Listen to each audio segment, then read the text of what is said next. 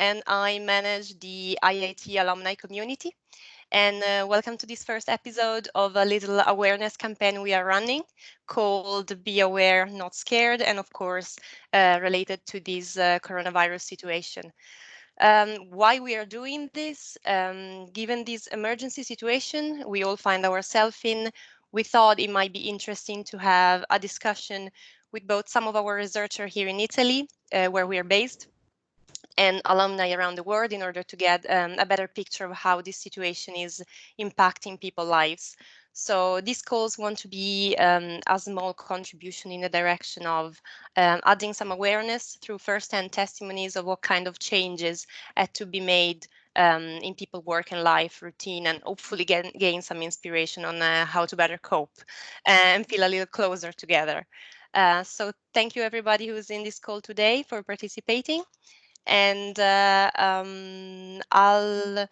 all old friends who have been working together in IIT labs in the past. And we are here with Loris Fichera from the US, now based in the US, Stefano Toxiri, Jesus Ortiz, Nikhil Deshpande, and our HR Director, Marco Monga. So I leave the word to you, Marco. Hi, everybody. Thank you for coming. Of course, I'm very happy to meet you now in this occasion. It was a long time for somebody of you that you're not in Genoa, I suppose, especially, I think, Loris, who's with us from Boston. Am I right? Hi, yes, I'm tuning in from Boston today. Okay, my proposal is to start with a few words from everybody telling us who you are, what you're doing now, and what kind of experiences you are living in this strange phase of our life. Of course, I'm not telling you what, tell you us what you want, and I start, if you agree, with Loris, who is most far from us, and then up to you to decide who will be next. All right. Hi. Hello, everyone. Can you hear me? Yes, very well. All right. Cool. So hi. This is Loris Fichera. I'm an alumnus of IIT. I was at IIT from 2012 to 2015 as a PhD student, and then immediately after I moved to the US to do a postdoc, and then I stayed over. Now I am an assistant professor of robotics engineering at WPI. WPI stands for Worcester Polytechnic Institute. It's a small engineering school, well, actually not so small anymore, but small, medium engineering school outside of Boston. And I've been here as an assistant professor for 3 years now. It's been a difficult past few weeks over here. As you can imagine, part of my job is to do research, but also to do teaching.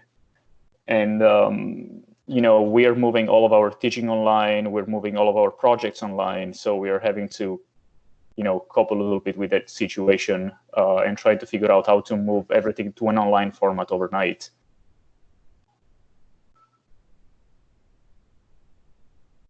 Can you still hear me? I think Yes. Okay. Thank you. And okay, somebody else who would like to share with us his own experience, current experience, and tell us where he is now, how he's living this phase. I'm here with my dog. Sometimes you can hear him to make some noise. I'm sorry for that. But that's the beauty of that's the beauty. Yeah, that's the beauty of staying home and smart working, right? The unexpected. Exactly. You might as well see like one of like I believe at some point some of our kids may show up. Yeah, I'm sorry. At the same time, a dog sitter and a worker. I share the both. Yes. So I can jump in now. I'm Nikhil Deshpande. I'm at the IIT, and concurring with what Loris was saying, these past few weeks have been quite difficult. I think the human toll of this tragedy is an important, very difficult one to understand.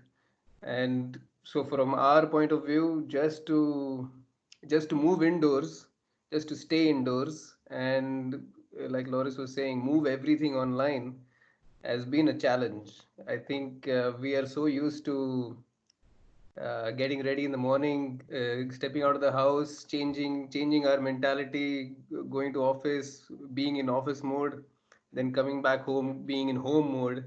This now this transition doesn't happen anymore. So we are at home. We just have to mentally switch between home and office mode all the time, and this is quite a challenge, I think. Other than that, the restrictions that there are in Genoa, I'm sure Marco, Jesus, and Stefano, and also Sylvia will add a little bit of points. But the restrictions have been quite severe, and well, we're trying to do the best as we can, I guess. That's 2 bits from me. I have only a question before leaving the next one. Do you had the idea to leave Italy in this period to return to your homeland, to your relatives and so on? So this it's a good question you ask. Actually, just when the crisis was beginning in Italy, this was the end of February, the last week of February, I think. My parents were here from India. They were here with me, and as the number of cases began increasing, we had to make a quick decision to cut their vacation short. And so we were tracking every day what is going on with the flights, and so India made the decision of quarantining everybody who came in from Europe. So earlier it was just China, and then it became Italy, and then it was widened to Europe. And my parents were able to get the ticket and land in India the day before they introduced this 14-day quarantine. So after that, myself, my wife, and I have a little daughter now, 6 months old. So we thought, okay, let's wait and see how this phase is going, whether we have to go back or not. And I think within another week, they stopped all the flights.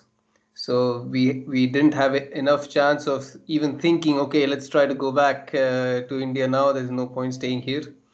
But I think wherever you are in the world right now, the situation is bad.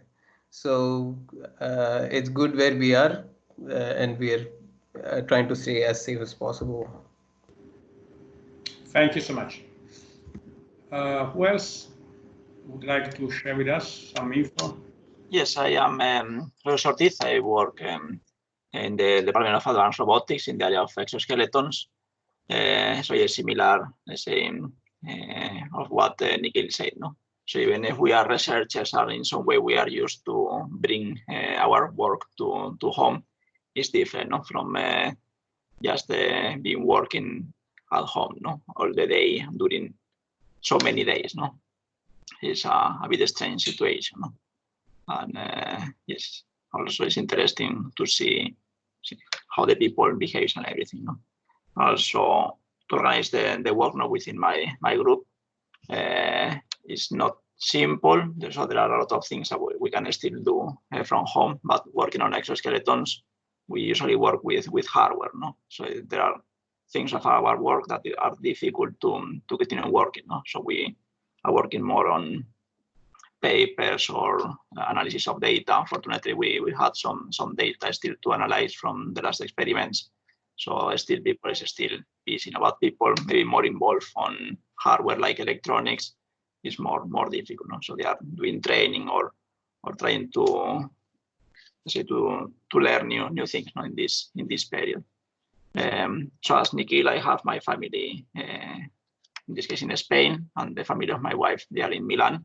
So we are here alone. No? So this is important for us, no, to keep safe, let's say, and healthy, because we also have a small daughter. So we have to be sure that our family is okay. No? So we are very, very, very careful. No, sometimes almost paranoid, but I think it's important, no, to be safe in this period. But hopefully, I mean, the new trend, at least in Italy, seems to be positive. So I hope that the situation will gradually come back to normality. No? I follow also the evolution of Spain, that is also increasing quite rapidly the number of infections and everything, and also a bit the USA. They had a big growth in the last days. So I think it's important that the countries they adopt the measures on time. No, I think now is all over the world. No, as Nikhil was saying, now at this point doesn't matter where you are. I think we are all in the same situation basically.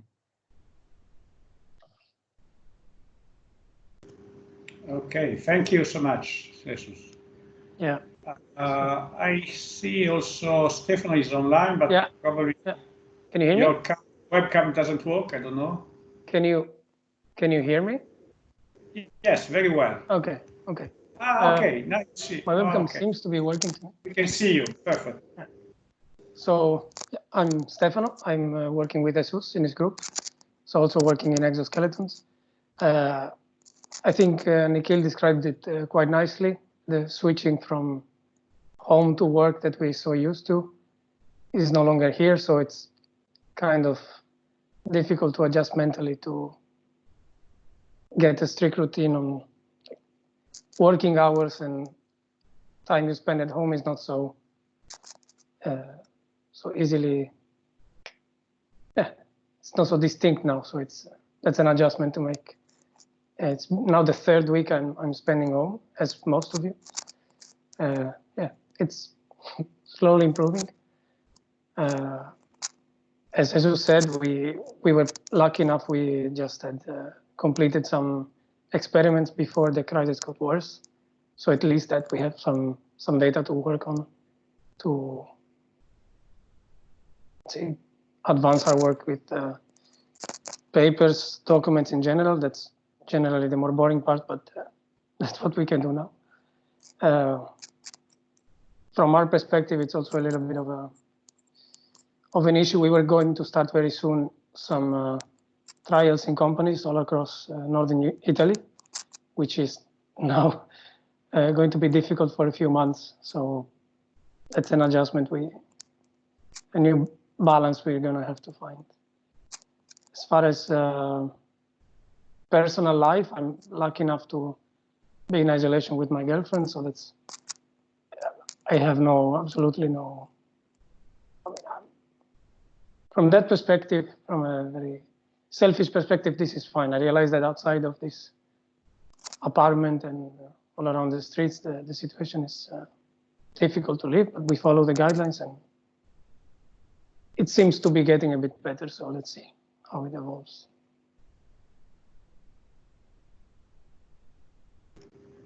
Okay, thank you, Stefano. Somebody of you told us about his job and how the research is going on. Oh, great, Loris. Yep. I see some hairs now, not the face, but okay. Yeah, here we go. Hi. Hi. Saluta, Matteo. Ciao Matteo. What's your name? Ti stanno salutando. Guarda chi c'è Jesus. Hey Matteo, the recording. Oh. Ciao Matteo. Ciao. How old are you, Matteo? How old are you, Matteo? Quanti anni hai? 2, 1, 1.5. Okay. So probably Matteo won't remember these days in the next future.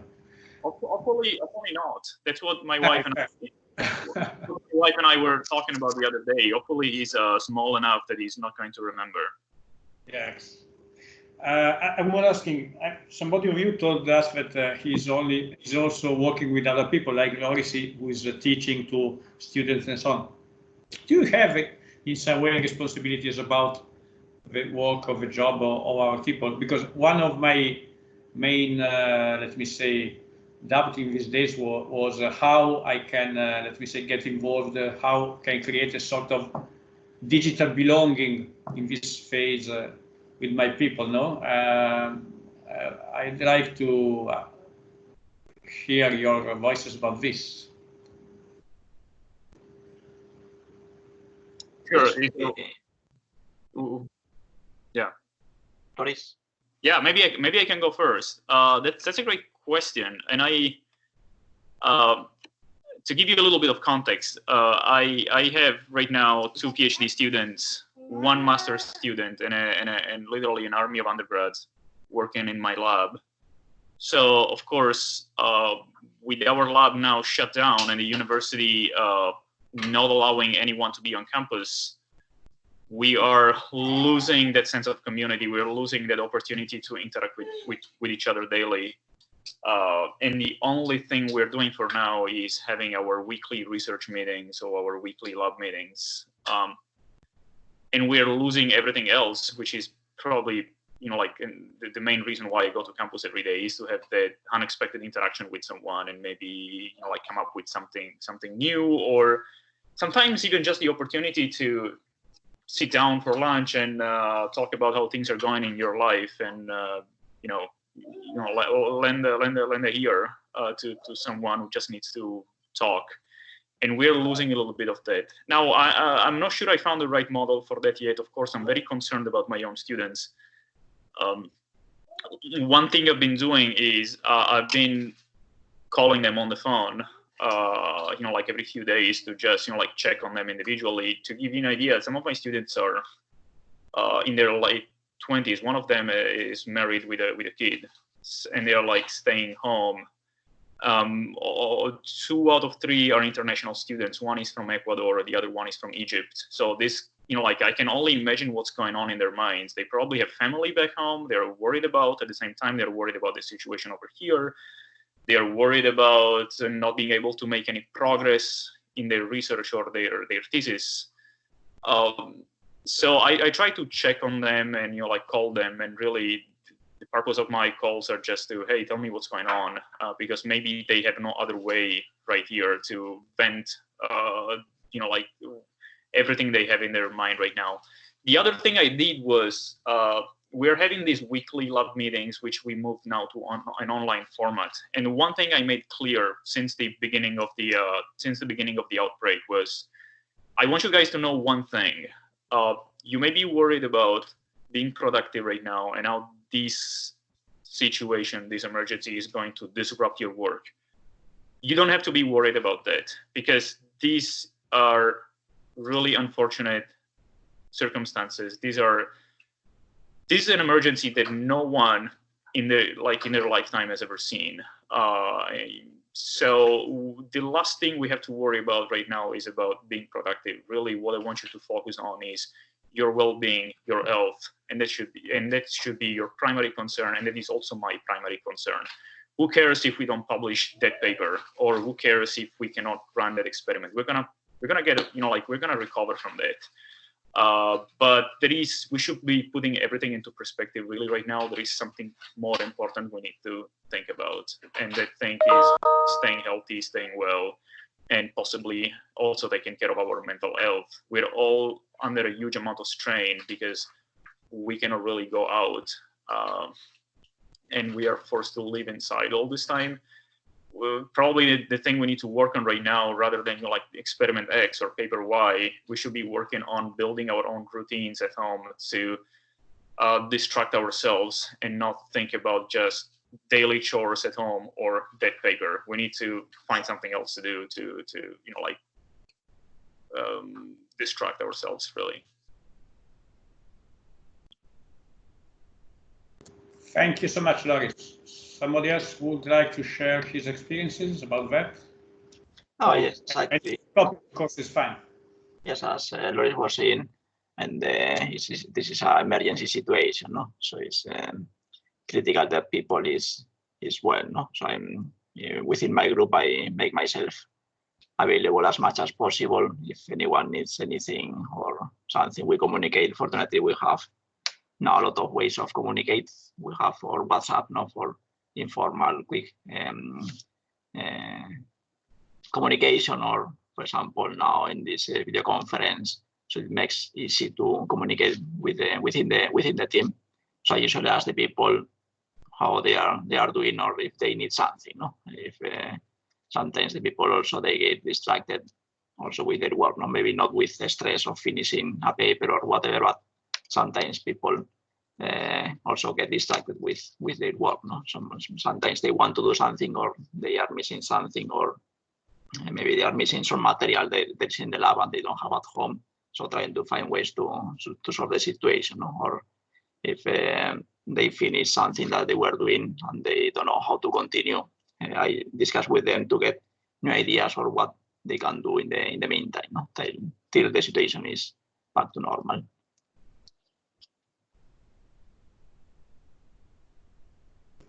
Good. If you have no other experiences, Nikhil, I think you're talking without the mic. Yes, no, I think my mic takes a little bit of time to turn on, I suppose. So, no, I think what Loris and Jesus said is absolutely right. What I picked up on the point that Loris was saying about these unscheduled meetings.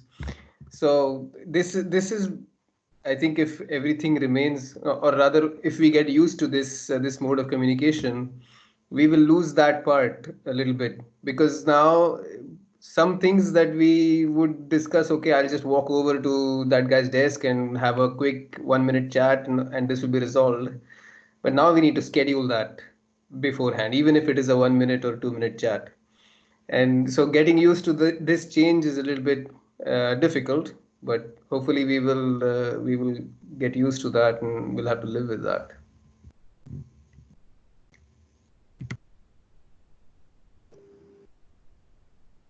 Okay. Stefano, would you like to add something, or can I ask maybe the last question to you? Well, on the same point,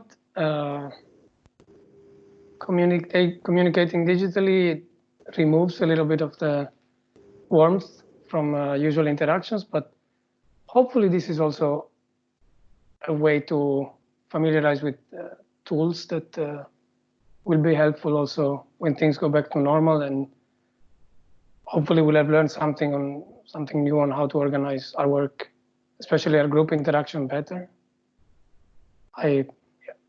Maybe an opportunity to get proficient with digital tools that we normally just ignore or postpone because they're not as important, or we don't feel they are very important. Yeah, I agree with you. In fact, I have written in an article that, no, it was an interview, that I think this phase is a sort of stress test for organizational systems, technologies, and so on, and also of our competencies and skills, behaviors that will be useful, I hope, in the next future, not in this kind of emergency situation, but in a normal situation. I have a last curiosity, but I don't want to, let me say, block your initiatives. If you have topics you would like to propose, do it. Otherwise, I mean, you are all for roboticians, not involved in life science or drug discovery or whatever, but in any case, you are part of a huge community of science, no, in some way. And in this time, science becomes, let me say, the most important thing in our lives. During the rest of the year, we are more dedicated to our kind of, let me say, interests. And science and scientists are low in the scale of priorities. Now, in some way, it is a sort of revenge for the science community. How do you live as scientists and researchers this phase in terms of how the, let me say, common people like me are, let me say, interacting with you, are asking you to be fast in finding this vaccine and so on? I mean, what do you think about this? That's a great question. And you're right. We're all roboticians. We all do, or we have all done. I think all the people on this call have done some, or are still doing some medical robotics, or have been involved in surgical robotics. And although our research expertise or has been oriented towards the medical field, I feel like there is not, we probably are not, the guys who are gonna finally resolve this emergency. We're not gonna be the folks who are gonna find a cure for COVID-19. We're not gonna be the ones who are gonna find a vaccine. We can build devices, we can build robots. One thing that's been really helpful, for me at least, being part of the scientific community is knowing where to get good information about COVID-19. I think we all, as a habit, check every now and then on journals, and that's where we normally find information, especially information that's related to our own research. Lately, I've been reading a lot of medical journals myself. I do that normally on a weekly basis. I try to gather as many articles as possible because I try to find inspiration perhaps for a new procedure for which we're going to build a robot. So I read journals like the New England Journal of Medicine, or the Lancet, or the JAMA, the Journal of the American Medical Association. And as you can imagine, these journals lately have seen a cluster of articles and editorials focusing on COVID-19, and they have been really useful to me to help me rationalize the fear for what we do not know about this disease. Because as you can imagine, the articles published in these journals oftentimes are unbiased, and they tell us the straight facts. So they don't use the same sensationalistic tones that oftentimes these days, especially, you see in popular media. You don't see titles like "We're all gonna die" or "Oh, we found a cure for the vaccine and it is not true." Those articles just state the facts. And they have been, I found comfort in that. I've been finding comfort in being able to ground myself on what we know about this disease, what the case reports have been, and what we can possibly do to protect ourselves. So all we know about this disease pretty much until now is purely anecdotal. But based on these anecdotes, you can already figure out very simple things you can do in your daily life to protect yourself from it. Things like, wash your hands really well, don't touch your face. These are all, like I'm doing what I'm doing right now. These are all things that are, suggestions and recommendations that are coming from these early anecdotal facts reported in this journal. So I found really a lot of comfort in that. And I would hope that many more people would actually get that information. Unfortunately, not everybody, if you're not in the scientific community, it's difficult maybe to know these journals.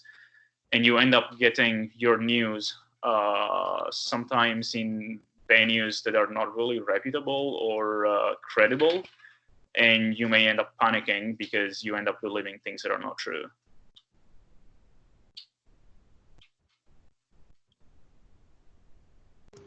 Thank you so much, Loris.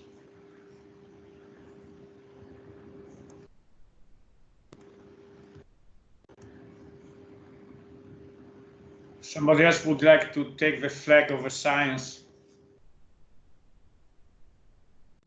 No, maybe the only thing, as Loris was saying, if you read news in some media, it's difficult to understand the real situation. No?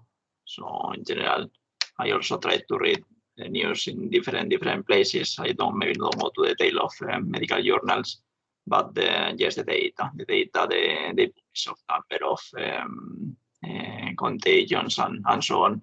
This also gives some real information in the level of if the data is complete or not, but it already shows some information. No? So you can see the effects of some measurements and everything, and you can see maybe sometimes you can see the relation between the measurements a specific country took and the effects on the data. No? So you can see how there is a delay between different countries and the rate of growing or whatever. No, so this is also maybe I check, let's say, regularly this data and to see if I should be positive or negative, not that day.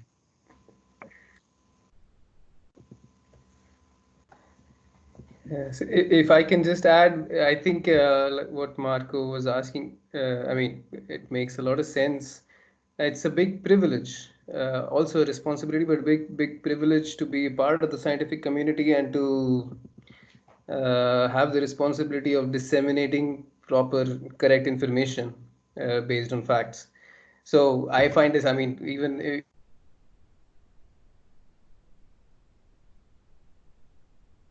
We lost the audio, Nikhil. Nikhil, we missed your voice. Try again. Doesn't work. No, we missed your mic.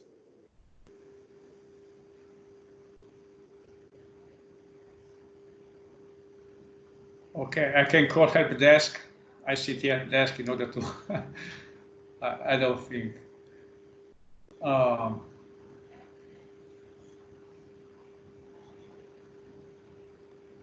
Nothing.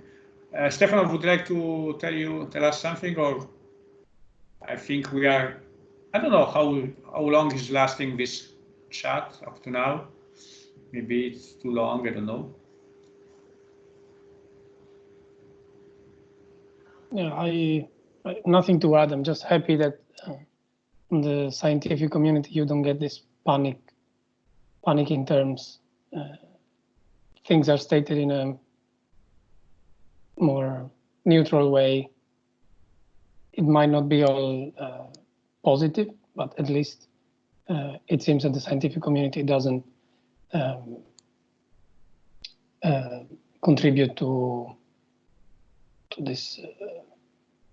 What's the word you use, Loris? Sensation. Yeah. Sensational. Yeah. It doesn't seem like they don't make it sound like it's the end of the world. It's a big issue that we probably know how to face, and it's just a matter of doing what we are advised to. And it's comforting from my perspective, at least. I don't read too much general media news, so I don't buy into that panic anyways, but I'm glad that the scientific community is, it seems from the few things I read, that it's given the space to not contribute to these extreme feelings, extreme views. Okay, last, I mean, if you want to ask something to other colleagues, do it before the last cheers and goodbye.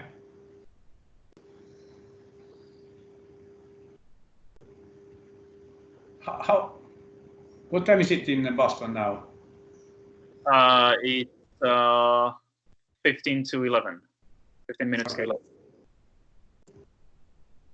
Okay, too early for a drink or for a glass of beer now, but maybe tonight I'll drink a little bit of beer thinking of you and thanking you again for your availabilities, your worth, and your presence in general terms, not only today, not only in this chat. Sure. I'm very thankful for everything. Thank you. Okay, thank you so much, and see you next time on these screens. Thanks everybody. I hope to be able to visit. I hope to be able to visit Genova soon. Hopefully, when all of this is over. We'll be waiting. And we'll return your coming in Boston next time. Yep. Looking forward to that. Ciao, ciao. Thank you very much. Bye. Bye, everybody.